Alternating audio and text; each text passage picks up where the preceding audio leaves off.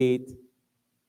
So Allah subhanahu wa ta'ala tells us here in Surah Yunus in chapter 10, a very interesting verse 65. Allah subhanahu wa ta'ala says, وَلَا يَهْزُنْكَ قَوْلُهُمْ إِنَّ الْعِزَّةَ لِلَّهِ جَمِيعًا إِنَّ الْعِزَّةَ لِلَّهِ جَمِيعًا هُوَ السَّمِيعُ الْعَلِيمُ. Allah subhanahu wa ta'ala says here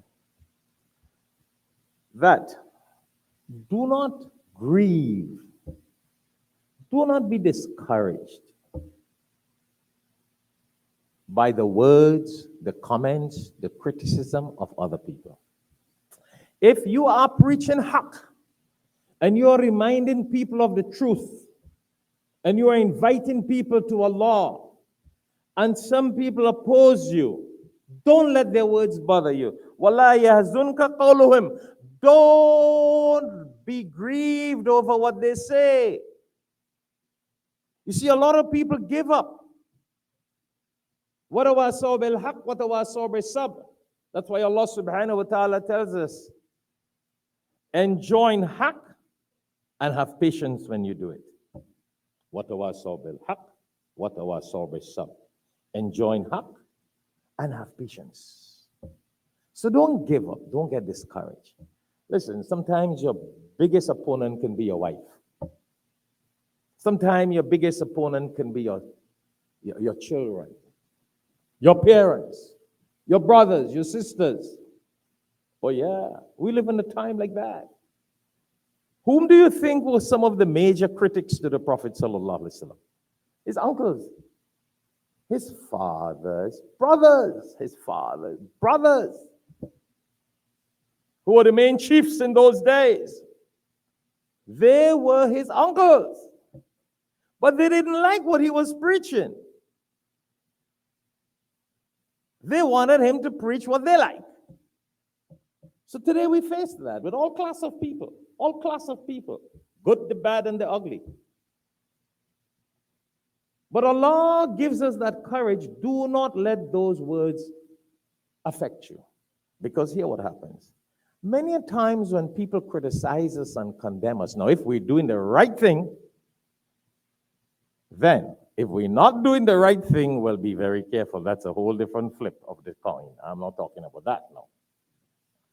If you're preaching the right, or you're doing the right, and people condemn you and criticize you, Allah is saying, don't worry about those things. Why? Most of the times when people are affected by the words of other people, it's because they think that they would be belittled, they would look bad in society, people will think bad of them, so they give up. But hear what Allah continues to say. Innal izzata lillahi jami'a. Allah is telling us, remember that certainly honor, status, rank, integrity belongs to Allah. What does Allah say? Status, integrity, power belongs to Allah. So you don't worry. Nobody can take that from you. See the point? Nobody can take that. It is only Allah who gives status and power. It is only Allah who gives integrity. You don't buy integrity. You can be the president of a country, you cannot buy integrity. You can be a billionaire, you cannot buy status and integrity. Oh yeah, in the eyes of a few fake people, they would probably follow and obey, but that's only for what you can pay them. Other than that, in reality, no. True status, integrity, which is what people are afraid of when people bad talk them, right? They give up. And that is something in Islam we don't. And I'm telling myself and I'm telling you and our viewers worldwide, when you remind people and you spread the message of Allah, a lot of people don't like to do this because, oh, people will condemn us, people will criticize us. Come on, don't worry about that. Allah gives us the courage here in al-izzata lillahi jami'a.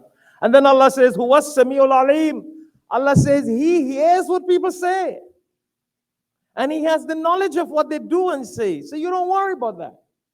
Our judge is Allah. Our judge is Allah.